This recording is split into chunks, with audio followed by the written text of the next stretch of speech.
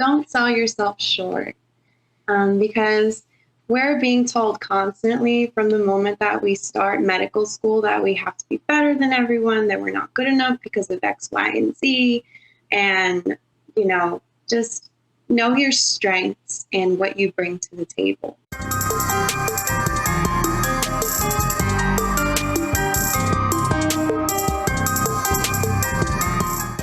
What is up, guys? We're back with another video today. Today I have on is my fellow classmate, Lisa, and we're gonna be talking about how she matched neurology. I'm gonna let her talk a little bit about herself, and we're just gonna be discussing how to, what her experience was like, any tips and tricks you guys she might have for you guys if you guys are interested in neurology.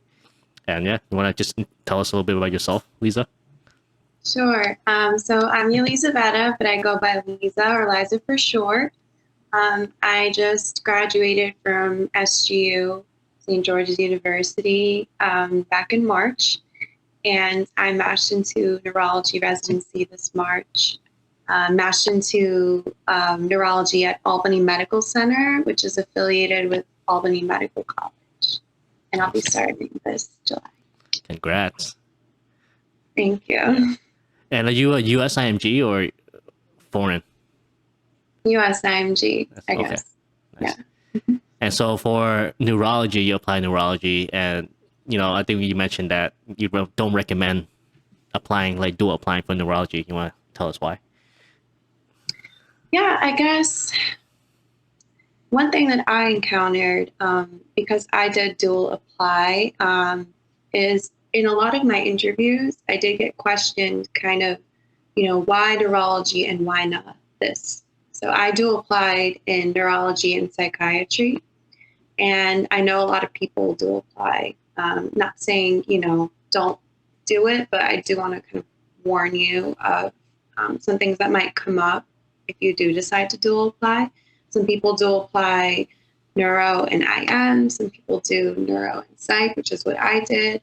In a lot of my interviews, I did get questioned, why would you choose neurology over psychiatry? So be prepared for a very good response to that. Also, a lot of these programs are very tight-knit. So I wouldn't recommend applying. If you do decide to dual apply, don't apply to two different programs at the same hospital. Okay, interesting. Yeah, because a lot of the neurology residents rotate in psychiatry and vice versa. Also, for neurology, you do a first year of IM, so the departments are pretty tight linked. And neurology in general is just a very small community, so you kind of want to have like a good name out there for yourself. Gotcha. That's some good. That's some good point right there. So don't apply to the same program. Don't apply to the same program first of all. Yes. And were you like, when they asked you do apply, like, do you think they would, should you be honest about it, upfront about it, or can you just like, oh no, I'm just applying to your specialty?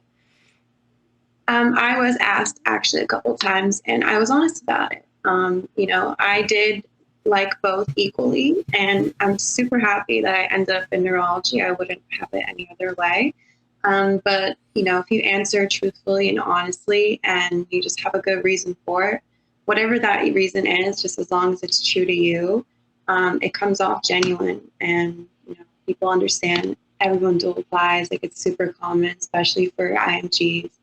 I don't know that many people that didn't. So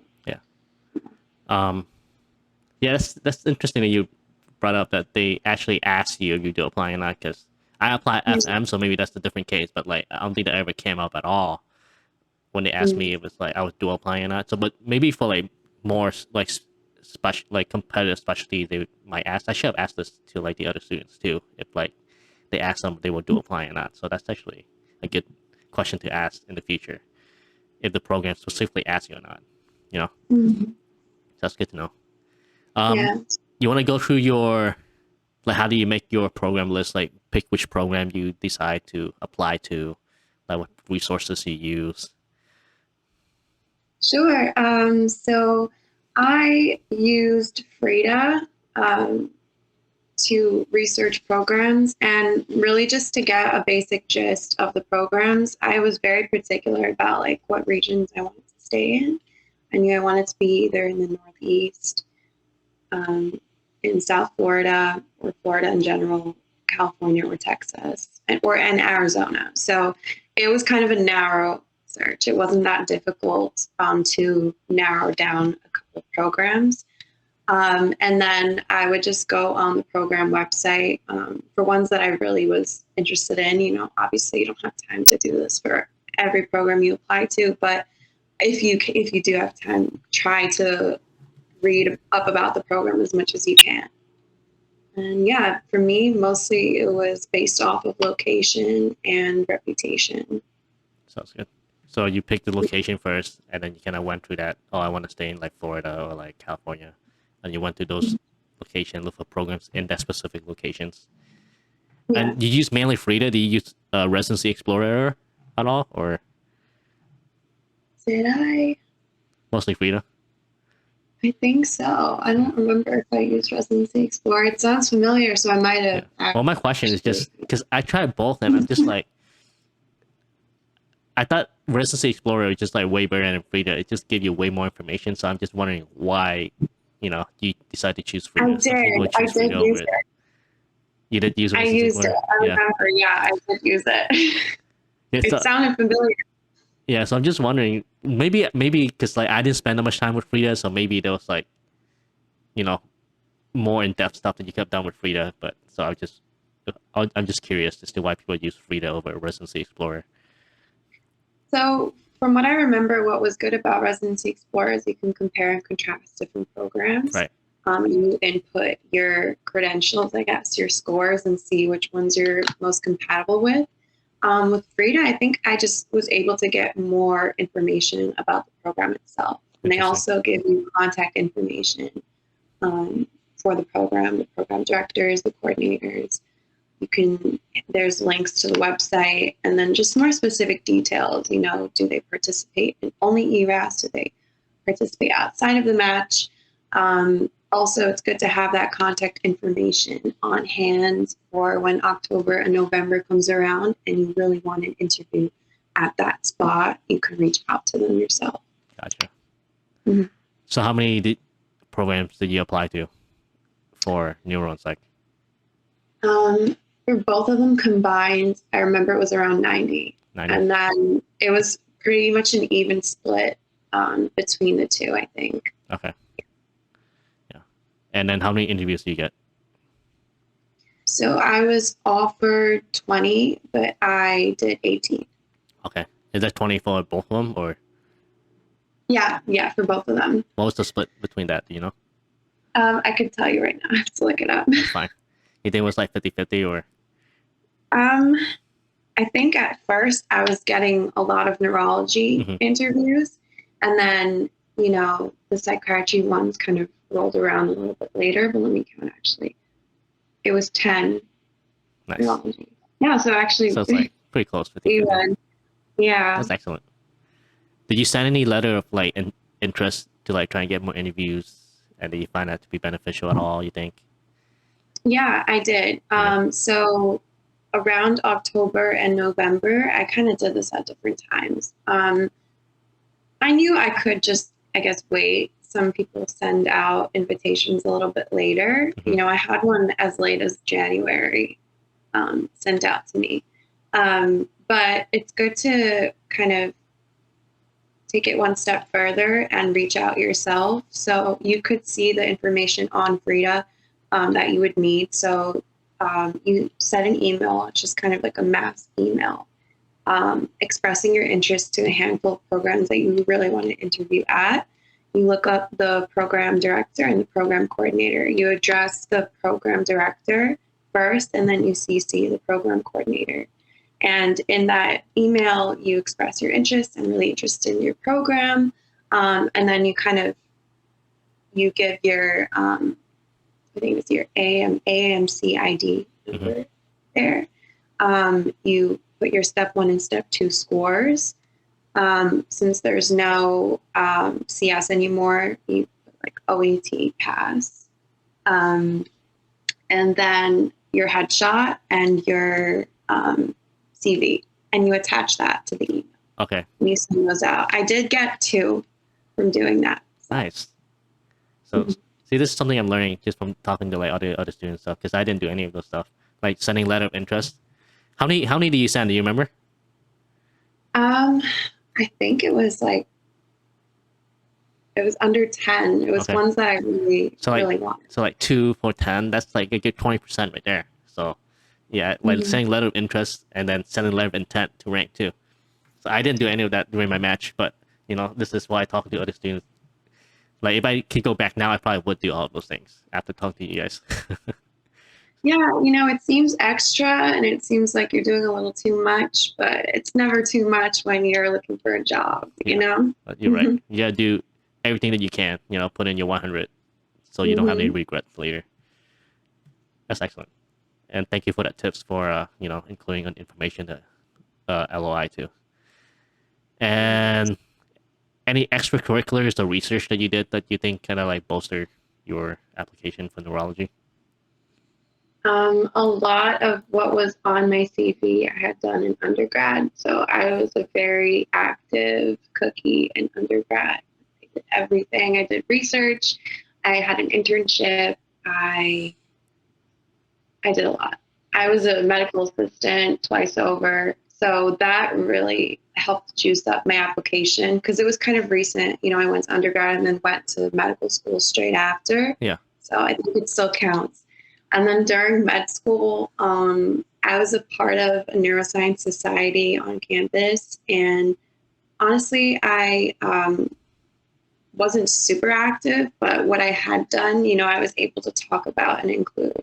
I did do some research during my 3rd year, a couple of case reports. One of the case reports ended up being a poster presentation, so that was really good. And the other one was in the works of publication during the time that the application came out. So it was good to have that under my belt. I think especially for neurology, having a good amount of extracurriculars is very helpful. So if you are interested in neurology, try to get some sort of research. It doesn't have to be neurology. It doesn't have to be bench work. It could literally be a case report, which is the easiest thing you can do. You go up to a resident and you ask them, do you have any interesting patients that you want to teach me about? Would you like to write a case report with me? Or are you working on a case report? Can I help on it? Definitely try to get a couple of those under your belt. And then also, I lost my train of thought. If you have the opportunity to volunteer, you can volunteer at like rehab centers or nursing homes. Just get, something under your belt, something to talk about, something to share in your interviews that will set you aside from other people, because it is super competitive and everyone that you meet on the interview is going to be exceptional. Yeah. Those are some great tips, especially regarding like getting research for 3rd year. And did you do any like, I don't know, I think it'd be tough to find some time to do some volunteer works, while you're in med school. You think that'd be best done for like undergrads before you get to med school, or do you think you can try to find some time to do volunteer works while you're in like 3rd and 4th year? Yeah, so volunteer work could even just be shadowing for a doctor or a family friend or someone you know. You don't have to put that many hours in, as long as it's just, a fulfilling experience and something that you could talk about. I personally didn't do any strenuous volunteer hours, but I know plenty of people that did. You don't have to put in that much time that you think. And a lot of, especially rehab centers, they'll work with you because you are volunteering. You're kind of coming in on your free time. They probably get a lot of medical students, so yeah, they're used to it. True. So maybe you could find something that fits in your schedule. But if you did volunteer work in undergrad, that's great too. You could talk about that. Yeah, I think you're right. Like I think for 3rd and 4th year, you think you're really busy and stuff, but certain rotations you can probably get by with, maybe doing 3 or 4 hours on the weekend or something, and then that'd be just enough for you to at least have experience to talk about for your So that's absolutely a good point. I Mhm. probably should have done something too, but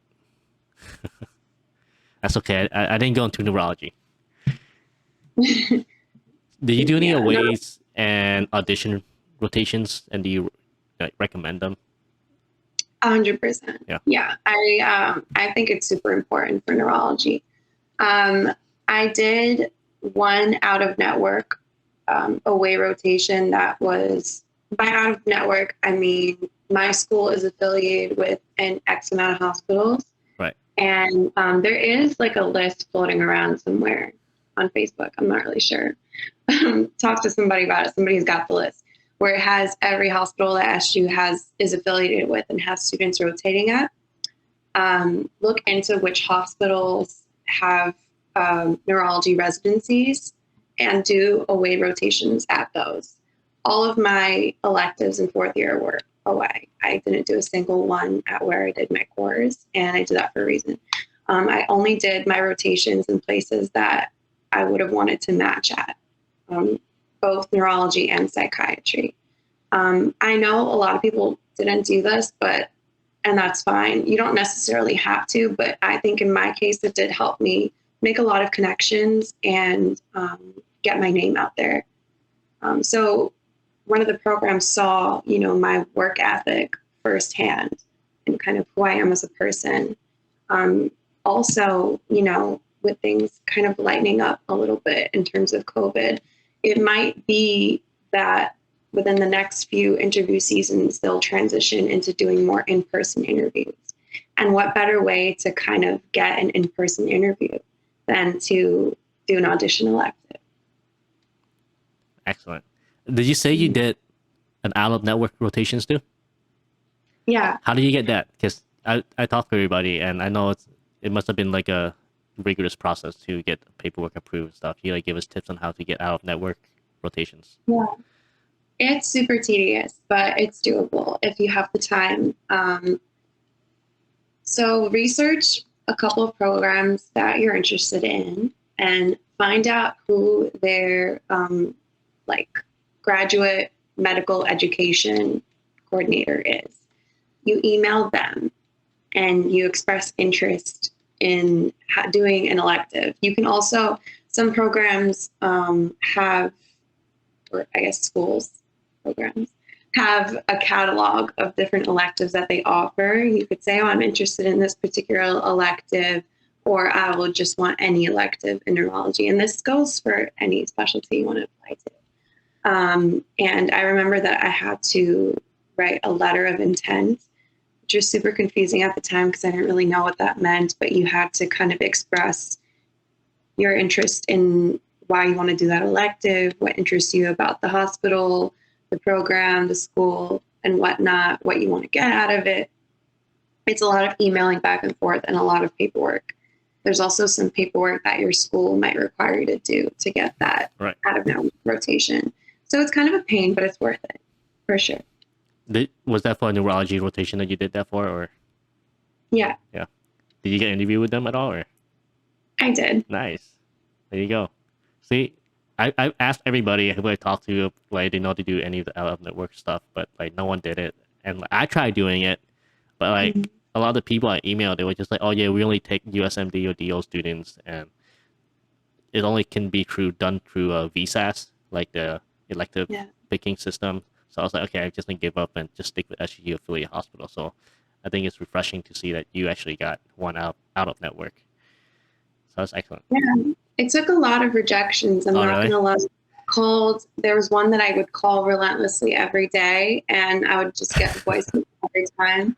And a lot of them do say, "Oh, we don't have any spots, or spots are reserved for our students and whatnot." But you just have to try. So you just keep trying, and then someone's gonna say yes. Yeah. That's cool. That's good to know. So you guys are watching this, make sure you don't give up the first try.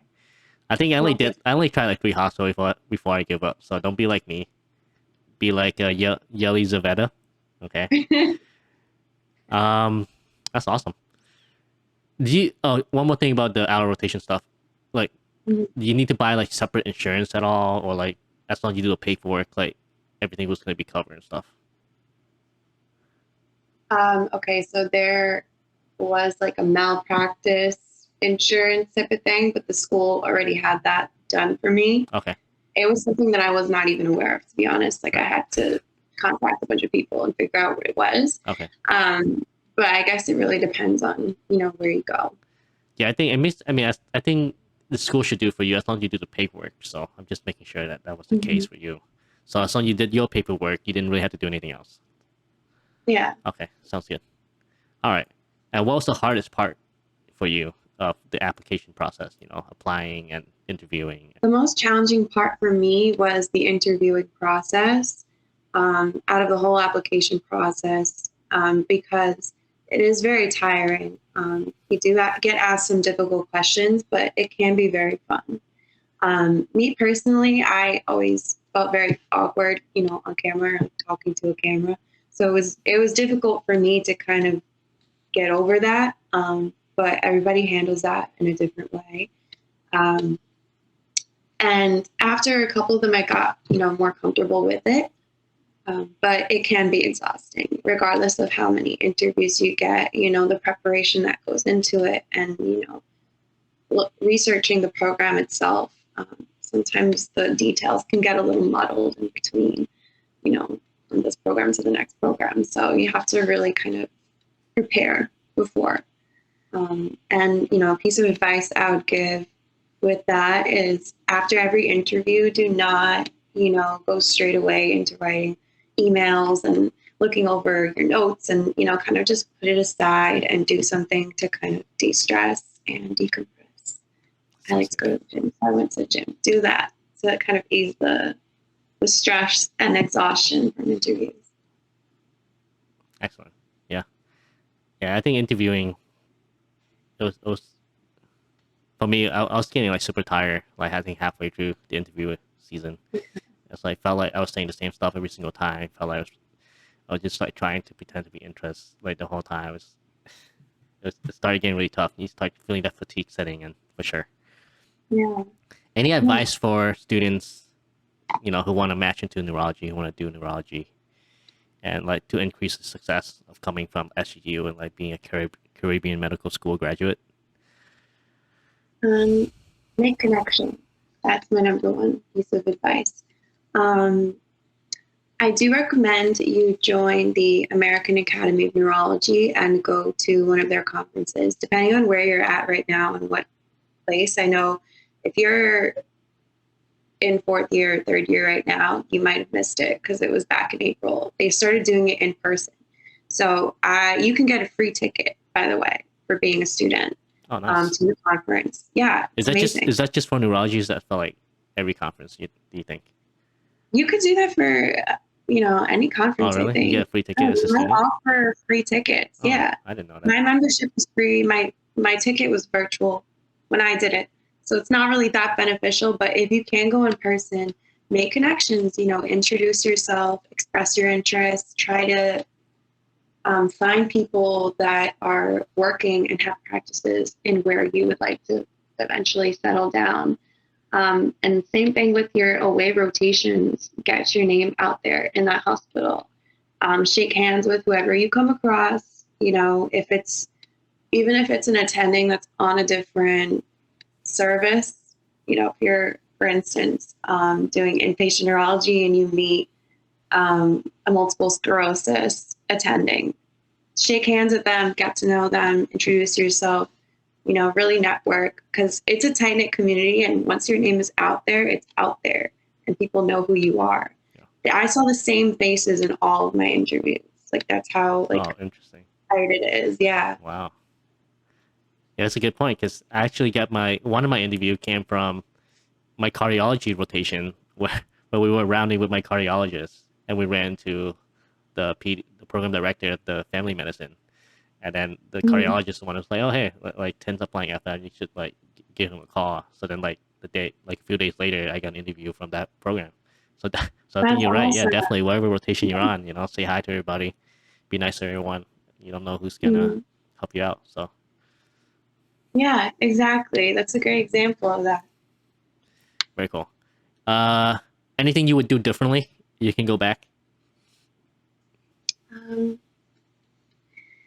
I want to say the correct answer is no, because everything happens for a reason. And, everything that happened in the process of me applying, taking steps, the interviews, everything kind of worked, to get me where I am. But, maybe I wouldn't have dual applied. That's the only thing. Yeah. I probably would have just picked one or the other. Not saying don't do it. I'm not saying that, but yeah. Be cautious of that. Wait, why? Because you just don't want to like have to answer the question? Yeah, it's a pain. Don't do it. No, if you really want to do it, I'm not going to tell you not to. But me personally, I wouldn't change anything. Gotcha. What do you have? If you didn't do apply, would you have applied to more neurology program, or would you just kept the same number? You think? I might have applied to more. Yeah. I might have broadened my horizons and applied to more programs in different states. But I know me, realistically, I kind of like what I like and want it to be in certain areas. So maybe not. I don't know. That's good. Yeah, you know what you want. So cast a wide net. It's okay to cast a wide net. Yeah. No, I casted a super wide net. So yeah, I applied to like 240 programs. So it was everywhere. No, that's great. You're not closing a door to opportunity. Yeah. I just wanted to go through it once. Mm-hmm. All right, last question for you. Any tips and advices, motivational quotes, for upcoming students who's to be applying or who's currently taking STEP or studying right now? This is your words of wisdom to them. What would you say?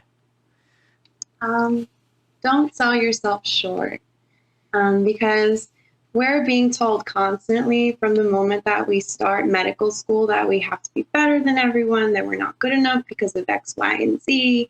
And, just know your strengths and what you bring to the table, and have that mindset going into it. Not that you're kind of, I don't know. You kind of get what I'm saying, right? Just don't sell yourself short. Be confident and believe in yourself, as corny as that. Yeah. I like that. That sounds good. I think especially coming from, SGU, like you kind of have this mentality of, oh yeah, I'm not as good as, my fellow peers from USMD or DO schools, and coming from Caribbean med school and stuff. And I think you're right. Like, don't sell yourself short. You have lots of things that you can offer. I think I talk a lot about like different experiences that you have growing up. Just the 2 years you spend on the island itself, it's already kind of giving you a legs up on everyone else who kind of never experienced that kind of life before. So yeah, it's something to talk about. It's something different, as the regular Joe Schmo who went to school in their hometown and everything. Like, he went to a different country. Something to talk about, something different. Yeah. So just the fact that you're on the island itself is already kind of giving you things that set you apart. So I really like that. Don't sell yourself short. Be confident. And have faith. Have faith. Yes. You're exactly where you need to be. So thank you for your time, Lisa. Thank you so much. I think a lot of people is gonna learn from this. If people have any questions and they want to ask you questions, like, where can they go to find you? That's good. I'll put it in the description below too, so you guys can find it easy. And thanks again. I'll see you. Thanks for watching, guys. Make sure you guys subscribe for more videos like this. Like the videos, comment if you have any questions, and again, you feel free to message me or Lisa for any further tips and tricks and questions about the match process. Until next time.